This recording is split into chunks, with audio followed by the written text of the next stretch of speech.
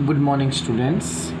SST 10th class हम कर रहे हैं, जिसमें हिस्ट्री का 3rd चैप्टर हम अभी रीड कर रहे हैं। उसके कुछ टॉपिक्स जो हैं वो हम रीड कर लिए और कुछ टॉपिक्स पेंडिंग हैं।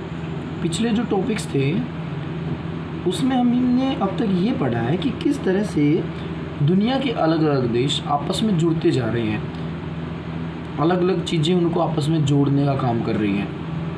मीन्स उसका भूमंडलीकरण हो रहा है, भूमंडलीकृत हो रहा है, वैश्वीकरण कैसे हो रहा है वो हमें इसमें पता चला।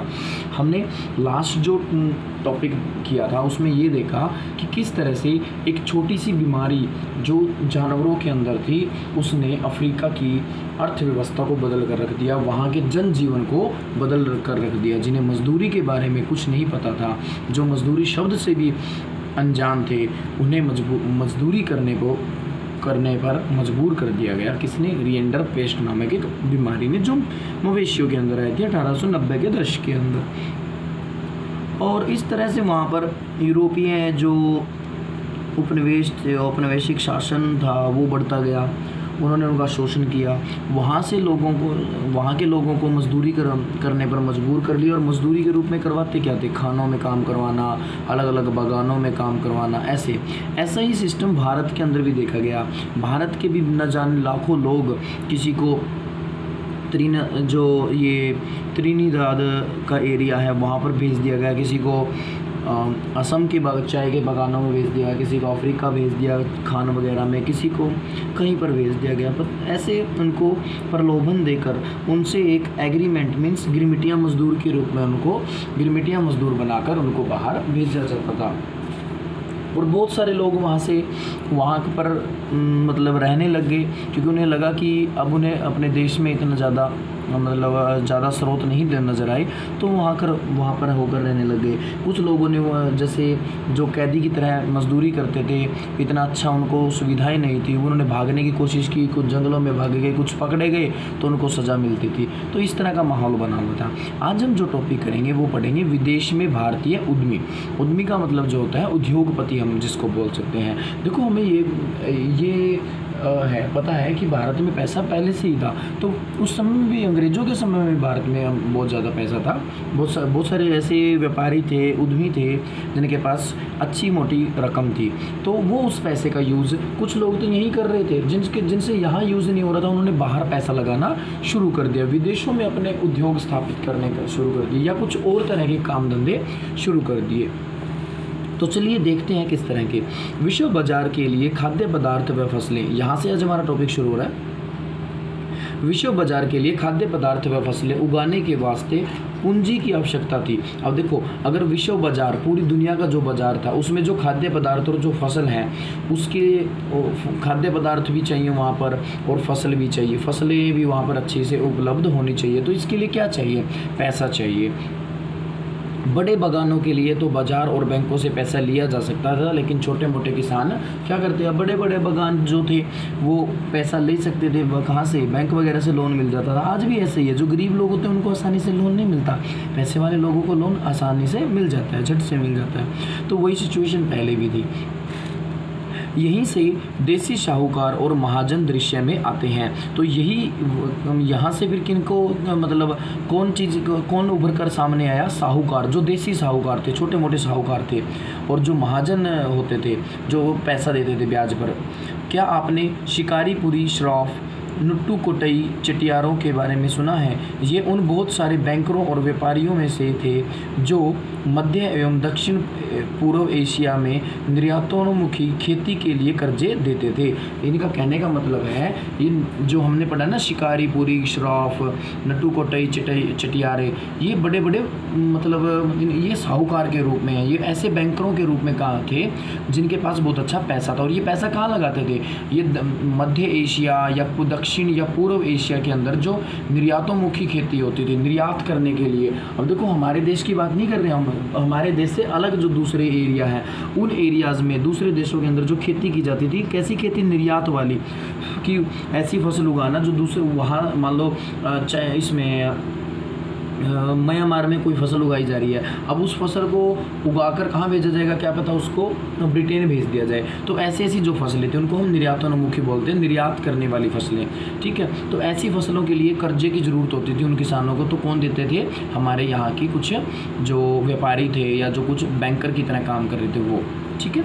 उनके पास दूर दूर तक पैसे पहुंचाने की एक व्यवस्थित पद्धति होती थी, यहाँ तक कि उन्होंने व्यावसायिक संगठनों और क्रियाकलापों की देसी स्वरूप भी विकसित कर लिए थे। मतलब उन्होंने एक देसी स्ट्रक्चर तैयार कर लिया था, व्यापार का जो लेन देन होता है उसके लिए एक देसी सिस्टम तैयार कर लिया था, और इनकी जो पद्धति थी वो बहुत दूर दूर तक पैसे पहुँचाने वाला सिस्टम था, बड़ा ही अच्छा सिस्टम होता था इनका। अफ्रीका में यूरोपीय उपनिवेशकारों के पीछे पीछे भारतीय व्यापारी और महाजन भी जा पहुँचे। जैसे यूरोप के जो व्यापार उपनिवेशकार थे, जो मतलब शासन करने वाले लोग थे, वो अफ्रीका में पहुँचे, उनके पीछे पीछे हमारे भारतीय जो व्यापारी थे, जो पैसे वाले लोग थे, जिनके पास अच्छा खासा पैसा था, वो भी वहाँ जा पहुँचे। हैदराबादी सिंधी व्यापारी जो थे वो भी यूरोपीय उपनिवेशों से भी आगे तक जा निकले, वो मतलब उनसे भी आगे जा पहुँचे, जहाँ तक अभी तक ये भी नहीं पहुँचे थे। 1860 के दशक में से उन्होंने दुनिया भर के बंदरगाहों पर अपने बड़े बड़े एम्पोरियम खोल दिया। मतलब बंदरगाह एक ऐसी जगह थी जहाँ हर रोज़ बड़ी मात्रा में लोगों की क्या रहती थी, आवाजाही रहती थी, ठीक है। लोगों का आना जाना बड़ी मात्रा में रहता था, सामान आता जाता था। अब देखो भूख प्यास सबको लगती है, तो किसी ने वहाँ रेस्टोरेंट खोल लिया, किसी ने वहाँ पर थोड़े बहुत कपड़े की दुकान खोल ली, तो अलग अलग चीज़ें वहाँ पर हो गई। तो आप जानते हो बस स्टैंड होता है, बस स्टैंड पर यात्रियों का आना जाना होता है, तो अच्छी खासी मार्केट होती है हर शहर गाँव के बस स्टैंड के ऊपर, जहाँ बसें रुकती हैं, यात्री वगैरह आते जाते हैं। तो ऐसे ही बंदरगाह पर था। इन दुकानों में सैलानियों को आकर्षक स्थानीय और विदेशी चीज़ें मिलती थी। मतलब ऐसी चीज़ें वहाँ पर अट्रैक्टिव मिलती थी, जैसे आप कई बार कहीं जाते हो, जैसे अगर दिल्ली बस स्टैंड से निकलोगे तो वहाँ आपको बहुत बड़ी मार्केट दिखाई देगी ना, ऐसी अलग अलग जगहों पर मार्केट होती है। तो वो क्यों होती है वहाँ बस स्टैंड वगैरह के, एयरपोर्ट पर के आसपास या फिर रेलवे स्टेशन के आसपास मार्केट। उसका बेनिफिट ये होता है कि लोगों का आवागमन वहाँ पर ज़्यादा होता है और उससे ज़्यादा चीज़ें बेची जा सकती हैं, ठीक है। और दूसरा, यात्री देखो कोई ये तो है नहीं कि दोबारा आ जाएगा, तो वो एक बार जो मान लेगा वो अच्छे से वो चला ही गया समझो। खाने पीने की चीज़ें भी काफ़ी ज़्यादा अच्छे से लग जाती हैं वहाँ पर। जो छोटे छोटे रेलवे स्टेशन होते हैं ना, वहाँ देखो ऐसी चीज़ें नहीं होती, लेकिन बड़े बड़े जगहों पर जहाँ पर ज़्यादा आना जाना होता है लोगों का, ऐसी व्यवस्था वहाँ देखने को मिलेगी। यह एक फलता फूलता कारोबार था, क्योंकि सुरक्षित और आरामदेह जलपोतों के आ जाने से सैलानियों की संख्या भी दिनों दिन बढ़ने लगी थी। अब बहुत सारी जलपोत जो जहाज़ वगैरह होते थे पानी वाले, अब सुरक्षित थे और बड़े अच्छे तरीके से, मतलब नए तरीके से आने लगा, उनकी व्यवस्था होती थी, तो सैलानियों की भी आने जाने की संख्या क्या होगी, बढ़ गई। देखो अगर ट्रांसपोर्ट सिस्टम अच्छा होगा तो जो ये लोग यात्राएँ करते हैं वो भी तो ज़्यादा करेंगे, लोगों का आवागमन ज़्यादा होगा, तो इससे उनको बेनिफिट होने लगा। आगे भारतीय व्यापार, उपनिवेशवाद और वैश्विक व्यवस्था, कि भारत के अंदर कैसा व्यापार था और उसके ऊपर उपनिवेशवाद का कैसा असर हुआ और वैश्विक व्यवस्था में क्या हालचाल था हमारा, ये सारी बातें इस टॉपिक में हम पढ़ेंगे। भारत में पैदा होने वाली महीन कपास का यूरोपीय देशों को निर्यात किया जाता था। अब देखो महीन कपास का मतलब क्या होता है, बिल्कुल ही महीन दाने, बारीक, ठीक है। तो जो बारीक कपास होती थी वो यूरोप में निर्यात की जाती थी, यूरोप में भेजी जाती थी, बड़ी फेमस थी। औद्योगिकरण के बाद ब्रिटेन में भी कपास का उत्पादन बढ़ने लगा। जैसे जैसे नई तकनीकें, मशीनें आने लगी, तो उस मशीनों की वजह से क्या हुआ, ब्रिटेन में भी अब कपास बनने लगी। अब देख सिंपल सी बात है, अगर ब्रिटेन में कपास बनेगी, कपास का उत्पादन बढ़ेगा, तो क्या हमारे कपास की मार्केट ज़्यादा होगी, नहीं होगी, वो घटनी शुरू होगी। और यही यहाँ पर हुआ। इसी कारण वहाँ के उद्योगपतियों ने सरकार पर दबाव डाला कि वह कपास के आयात पर रोक लगाए और स्थानीय लोगों की रक्षा करे। मतलब क्या कहा गया, ब्रिटेन के जो व्यापारी थे उन्होंने देखा कि भाई अब कपास तो हमारे यहाँ भी अच्छी उगती है, अब तो मशीनें हो गई, हमारे पास बहुत अच्छा उत्पादन बढ़ गया, तो इसकी वजह से उन्होंने हमारे यहाँ से जो कपास उनके यहाँ जाती थी, ठीक है, उसके ऊपर उन्होंने रोक लगाने के लिए सरकार के ऊपर क्या बनवा दिया, दबाव। सेम वही कोरोना वाली सिचुएशन होने लग रही है। फलस्वरूप ब्रिटेन में भारतीय आयातित कपड़ों पर सीमा शुल्क थोप दिए गए। अब देखो एकदम से तो गवर्नमेंट बंद नहीं कर सकती थी दोस्तों, उसने एक तरीका निकाला। क्या तरीका निकाल दिया? टैक्स बढ़ा दिए कि जो ब्रिटेन के अंदर माल आता है, कपड़ा आता है बाहर से, स्पेशली इंडिया से, उसके ऊपर ज़्यादा टैक्स लगा दिया गया, शुल्क लगा दिया गया। वहाँ महीन भारतीय कपास का आयात कम होने लगा। अब देखो टैक्स ज़्यादा होगा तो हमारे व्यापारी वहाँ पर माल क्या भेजेंगे? ज़्यादा भेजेंगे या कम भेजेंगे? क्योंकि उनका पड़ता नहीं पड़ेगा ना, वहाँ पर उनको लॉस होने लग रहा है। अब इतना ज़्यादा टैक्स पे कर रहे हैं और उसकी कीमत बहुत कम मिल रही है, तो इससे तो नुकसान होने लगा। इसलिए वहाँ पर जो हमारा माल जाता था वो धीरे धीरे कम होना शुरू हो गया। इसके बाद 19वीं शताब्दी की शुरुआत से ही ब्रिटिश कपड़ा उत्पादक दूसरे देशों में भी अपने कपड़े के नए नए बाजार ढूंढने लगे। अब देखो ब्रिटेन के अंदर कपड़ा तो तैयार होने ही लगा था, क्योंकि कपास का उत्पादन अच्छा हो गया था आधुनिकरण की वजह से। तो अब वो अपनी मार्केट बनाने लगे यूरोप के अलग अलग देशों में, ठीक है, खुद के, कि अपना हमारा कपड़ा बिकेगा भारत के बजाय। तो उसके लिए उन्होंने कौन से क्या कुछ हुआ देखो। सीमा शुल्क की व्यवस्था के कारण ब्रिटिश बाजारों से बेदखल हो जाने के बाद भारतीय कपड़ों को दूसरे अंतर्राष्ट्रीय बाजारों में भी भारी प्रतिस्पर्धा का सामना करना पड़ा। अब देखो ज़्यादा टैक्स होने की वजह से जो ब्रिटेन था वहाँ से तो हमारी कंपनी, हमारे जो व्यापार था वो तो ठप हो चुका था, वहाँ से तो निकल ही पड़ा था। लेकिन अब कंपटीशन देने के लिए अगर हम दूसरी जगह जाते ना, अन्य देशों में, यूरोपीय देशों में कहीं और जाते, तो वहाँ पर भी कंपटीशन ज़्यादा बढ़ गया। किसके साथ? ब्रिटेन के साथ ही हमारा कंपटीशन था, क्योंकि वो लोग अपना माल तैयार करके उन मार्केट में जाने लगे थे जहाँ हमारा माल काफ़ी छाया हुआ था और कंपटीशन ज़्यादा होने लगा। यदि भारतीय निर्यात के आंकड़ों का अध्ययन करें तो पता चलता है कि सूती कपड़े के निर्यात में लगातार गिरावट का ही रुझान दिखाई देता रहा। अब धीरे धीरे जो सूती कपड़े का व्यापार था वो धीरे धीरे क्या होता जा रहा है? गिरता जा रहा है। 1800 के आसपास निर्यात में सूती कपड़े का प्रतिशत 30% था और 1815 में घटकर 15% रहेगा। मतलब 15 साल में 15% जो व्यापार है वो क्या हो गया? डाउन चला गया। और 1870 में ये कितना रह गया? सिर्फ 3% रह गया। मतलब देखो कितनी मार्केट डाउन कर देगी ये भारतीय कपड़े की, भारतीय कपास की। किसने? ब्रिटेन ने, क्योंकि अब उनके यहाँ अच्छा उत्पादन होने लगा था। तो फिर भारत ने किन चीज़ों का निर्यात किया? फिर अब भारत क्या भेजता? अब देखो उनके पास एक तो पहले तो कपास की खेती करते थे ज़्यादा, क्योंकि कपास ज़्यादा जाता था। अब भारत के लोग क्या बेच सकते थे? क्या बाहर भेज सकते थे?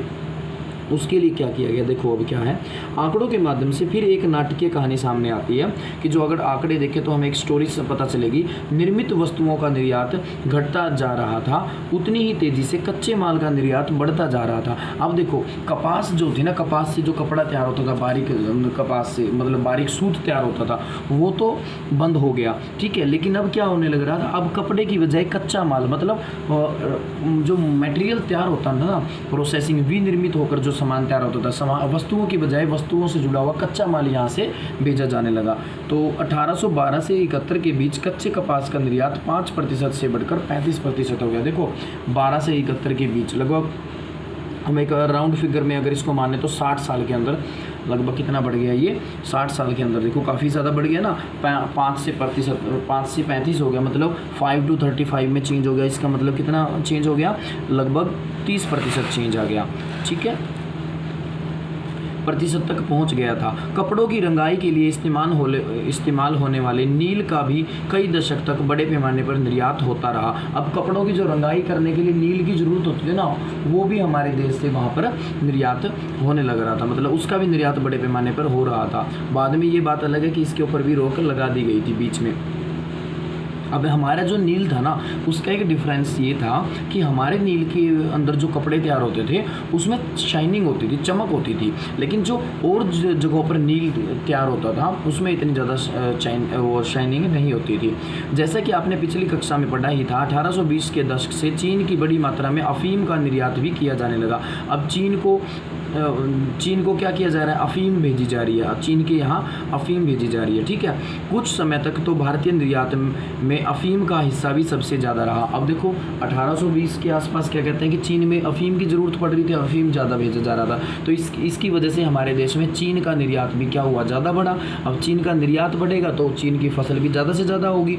ब्रिटेन की सरकार भारत में अफीम की खेती करवाती थी और उसे चीन निर्यात कर देती थी। मतलब देखो किसानों को मजबूर किया जाता था कि तुम्हें अफीम की खेती करनी करनी है भाई, करनी ही पड़ेगी।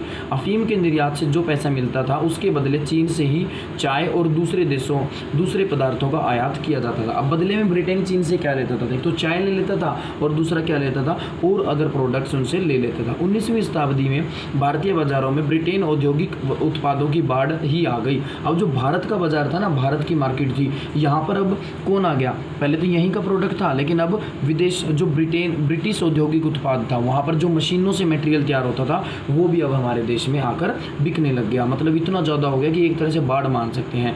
भारत से ब्रिटेन और शेष विश्व को भेजे जाने वाले खाद्यान्न व कच्चे मालों के निर्यात में इजाफा हुआ। अब भारत से जो कच्चा माल भेजा जाता था ना ब्रिटेन के अंदर और दूसरे देशों में, उसमें तो बढ़ोतरी होगी, लेकिन जो माल बना बनाया माल था वो यहाँ पर नहीं तैयार होता था। मतलब यहाँ बना बनाया माल यहाँ आता था, बाहर से ब्रिटेन से माल तैयार होता। मान लो देखो सूती का अगर कपड़े की बात की जाए ना, तो कपड़े में जो सूत लगा ना जिस कपास से बना, वो कपास तो हमारे देश की होती थी, लेकिन वो कपड़ा कहाँ का होता था, वो ब्रिटेन का होता था। ऐसे सिस्टम तैयार कर दिया गया, कच्चा माल यहाँ से ज़्यादा जाता था। उसकी कीमत भारत में जो ब्रिटेन से जो माल भारत भेजा जाता था, अब देखो हमारा जो कच्चा माल था वो तो ब्रिटेन और दूसरे देशों में भेजा जा रहा है, और जो कच्चा माल से तैयार होकर ब्रिटेन से जो माल आता था, मतलब ब्रिटेन से जो माल भारत भेजा जाता था, उसकी कीमत भारत से ब्रिटेन भेजे जाने वाले माल की कीमत से बहुत ज़्यादा होती थी। मान लो यहाँ से 5 रुपये की कपास, मान लो जो भी हम एक राउंड फिगर 5 रुपये की कपास जाने लग रही है, यहाँ से कच्चा माल कपास का खरीदा 5 रुपये, वहाँ उसकी प्रोसेसिंग करके उसका जो कपड़ा है ना वो 100 रुपये में यहाँ हमारे ही देश में उसी कपास 5 रुपये की कपास से बना हुआ कपड़ा 100 रुपये में या 150 में, मतलब ऐसे बेचा जाने लगा। तो देखो कितनी हाई ज़्यादा कीमतें होंगी, ऐसे लूटा जाने लगा हमारे देश को।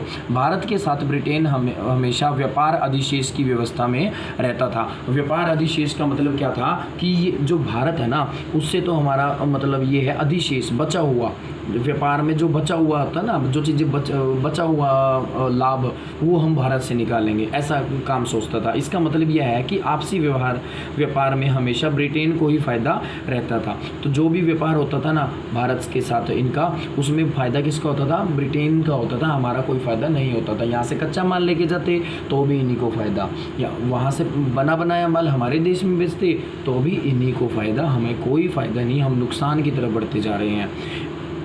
ब्रिटेन इस मुनाफे के सहारे दूसरे देशों के साथ होने वाले व्यापारिक घाटे की भरपाई कर लेता था। अब देखो इतनी ज़्यादा कमाई हमारे देश से होगी, 5 रुपये की चीज़ यहाँ से खरीदी और वापस इसी देश में 100 रुपये में बेच दी, तो देखो कितने रुपये बच गए। अब दूसरे देशों में जो उनका घाटा हो जाता था ना कई अलग अलग चीज़ों में, उस घाटे की भरपाई भारत से पूरी हो जाती थी, इसीलिए इसको व्यापार अधिशेष का नाम दिया गया है। ठीक है, तो आपसे एक क्वेश्चन पूछा जा सकता है,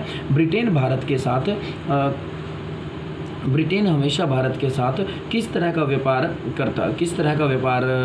व्यापार की कौन सी अवस्था में रहता था। भारत के साथ ब्रिटेन हमेशा व्यापार की कौन सी अवस्था में रहता था, अधिशेष अवस्था में। ठीक है, और इसका मतलब क्या है कि आपसी व्यापार में हमेशा ब्रिटेन को ही फायदा होता था। ब्रिटेन इस मुनाफे के सहारे दूसरे देशों के साथ होने वाले व्यापारिक घाटे की भरपाई कर लेता था। तो ये इसका आंसर रह सकता है।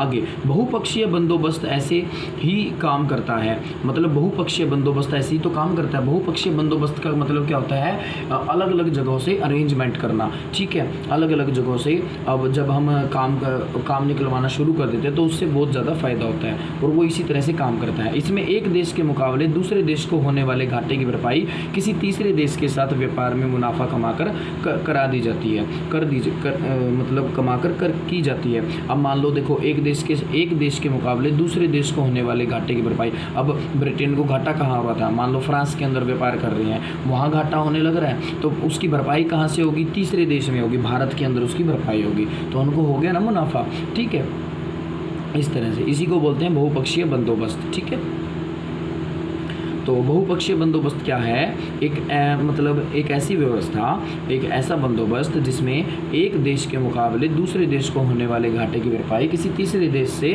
के साथ व्यापार में मुनाफा कमाकर की जाती है, उसे बहुपक्षीय बंदोबस्त व्यवस्था कहते हैं। नेक्स्ट, ब्रिटेन के घाटे की भरपाई में मदद देते हुए भारत ने 19वीं सदी की विश्व अर्थव्यवस्था का रूप तैयार करने में एक अहम भूमिका अदा की थी। मतलब जो भारत का रोल था ना विश्व अर्थव्यवस्था को तैयार करने में वो काफ़ी ज़्यादा था, ठीक है, ब्रिटेन की हेल्प करते हुए।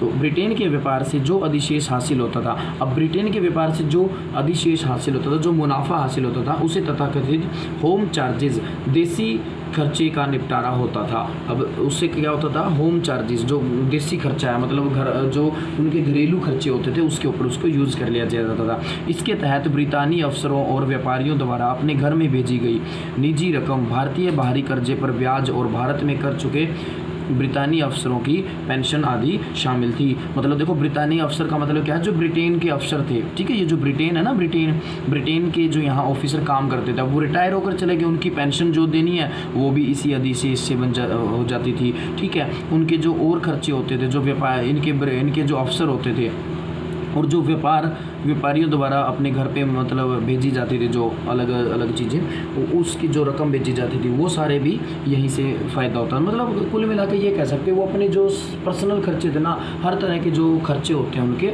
वो भी भारत से ही निपटा रहे हैं। तो देखो कितना मुनाफा होने लग रहा है। एक यहाँ पर मैप दिया गया है, इसको आप थोड़ा सा ऑब्जर्व करोगे। 17वीं सदी के अंत में भारत को शेष विश्व से जोड़ने वाले व्यापारिक मार्ग, देखो भारत को कैसे कैसे अलग, अब ये देखो मोजाम्बिक है, मोबासा है, तो कैसे देखो यहाँ तक आया, फिर यहाँ से ऐसे, और ये माचा है, ये ऐसे, मतलब वो ये मस्कट हो गया, ठीक है। ये ऐसे हम क्या कर रहे हैं, हम इस तरीके से भारत अलग अलग जगहों पर जुड़ा हुआ था। हुगली जो है ये बंगाल के अंदर, ये प्लेस देखो सीधा मलक्का से जुड़ा हुआ है, बंगाल की खाड़ी का रास्ता है, और यहाँ पर मछलीपट्टनम भी आ गया, ठीक है। हिंद महासागर है, ये मद्रास का चेन्नई वाला जो एरिया है, ये गोवा का एरिया आ गया। तो किस तरह से अलग अलग बंदरगाह जो है, समुद्री रास्ते जो हैं, वो जोड़ रहे हैं व्यापारिक रास्ते को अलग अलग देशों के साथ।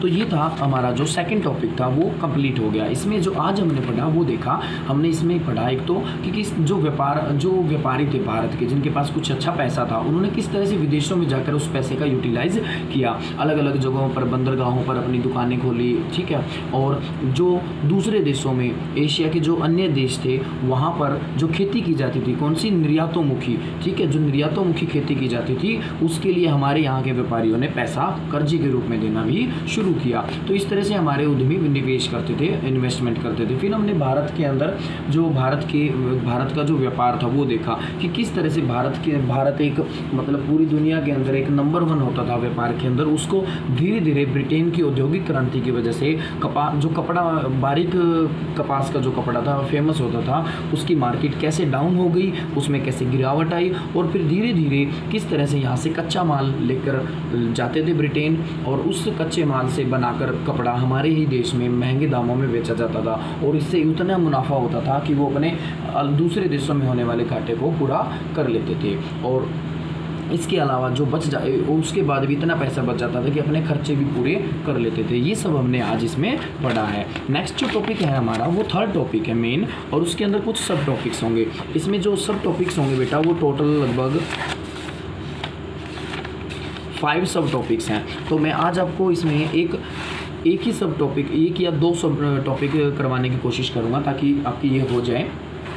देखो ये चैप्टर बहुत ही लेंथी है बेटा, तो इसलिए मैं थोड़ा सा आपको थोड़ा सा स्लो डाउन करवा रहा हूँ, ताकि आप इनको अच्छे से कर पाओ, ठीक है। थोड़ा सा स्लो हो जाएगा, कोई बात नहीं। देखो अभी हमारे ऊपर ये बर्डन तो है नहीं कि क्लासेस हैं, ये पीरियड है, वो ऐसा कोई वो स्कूल वाला बर्डन तो है नहीं। हम फ्री हैं, तो फ्री टाइम जब भी आपको फ्री मिलता है, टाइम मिलता है, तब आप पढ़ सकते हो। और वीडियो देखने के बाद आपको दिक्कत नहीं आएगी, क्योंकि चैप्टर पढ़ने में आसानी हो जाती है। पहले वीडियो देख लो, फिर आप उसको रीडिंग कर लिया करो, या साथ में वीडियो प्ले कर लो, साथ में बुक अपने पास रख लो, पर सुनते जाओ और उसमें से रीडिंग करते जाओ, समझते जाओ टॉपिक्स को, ठीक है। चलो स्टार्ट करते हैं थर्ड टॉपिक। जो थर्ड टॉपिक है, ये जो महायुद्ध है, मतलब जो युद्ध की स्थिति थी, विश्व युद्ध की स्थितियाँ थी, उसके बीच की हमें बातें बताएगा कि जब युद्ध चल रहे थे तो उस समय अर्थव्यवस्था के ऊपर क्या असर पड़ रहे थे, कैसे अर्थव्यवस्था एक मतलब निचले स्तर पर चली गई थी, वो सब बातें हम इसमें पढ़ेंगे। पहला महायुद्ध मुख्य रूप से यूरोप में ही लड़ा गया, लेकिन उसके असर सारी दुनिया में महसूस किए गए। देखो पहला युद्ध मुख्य रूप से कहाँ लड़ा गया, यूरोप के अंदर, लेकिन असर कहाँ हुआ, पूरी दुनिया के अंदर, ठीक है। पूरा विश्व ने इसकी जो मतलब खामियाजा भुगता था, ठीक है। इस अध्याय में हम जिन चीज़ों पर विचार कर रहे हैं उनकी दृष्टि से एक महत्वपूर्ण प्रभाव यह रहा है कि इस युद्ध ने विश्व अर्थव्यवस्था को एक ऐसे संकट में ढकेल दिया जिससे उभरने में दुनिया को 3 दशक से भी ज़्यादा समय लग गया। 3 दशक मतलब 30 साल, मतलब ऐसी अर्थव्यवस्था डाउन कर दी इस महायुद्ध ने कि उस निचली अर्थव्यवस्था से ऊपरी अर्थव्यवस्था को तक पहुंचने में पूरे विश्व को लगभग 30 साल लगे हैं, 3 दशक लगे हैं। इस दौरान पूरी दुनिया में चौतरफा आर्थिक एवं राजनीतिक अस्थिरता बनी रही और अंत में मानवता एक और विनाशकारी महायुद्ध के नीचे कराने लगा। और कहने का मतलब यहाँ ये है कि अंत में मतलब इस चौतरफा आर्थिक और राजनीतिक अस्थिरता बनी रही थी, फिर दोबारा से एक और युद्ध हो गया जिसे महाविनाशकारी का नाम दिया जा सकता है, तो उससे और भी ज़्यादा चोट पहुँची विश्व को। ठीक है, अब करते हैं हम हमारा थर्ड टॉपिक का जो फर्स्ट सब टॉपिक है वो इसमें युद्धकालीन रूपांतरण। जैसा कि आप जानते हैं पहला विश्व युद्ध 2 खेमों के बीच लड़ा गया। पहला विश्व युद्ध कितने खेमों के बीच लड़ा गया? 2 खेमों के, मतलब 2 पार्टी के बीच लड़ा गया। कौन कौन सी पार्टी थी? 2। पहली पार्टी में एक तो पहली जो पार्टी थी उसमें मित्र राष्ट्र थे। मित्र मतलब जो फ्रेंड थे आपस में। तो मित्र राष्ट्र कौन से थे? ब्रिटेन, फ्रांस, रूस, ये तो थे मित्र। और दूसरे पाले में कौन थे? केंद्रीय शक्तियाँ, जो मतलब खुद को केंद्र मानती थी शक्ति के अंदर। वो कौन सी थी? जर्मनी, ऑस्ट्रिया, हंगरी और ऑटोमन तुर्की।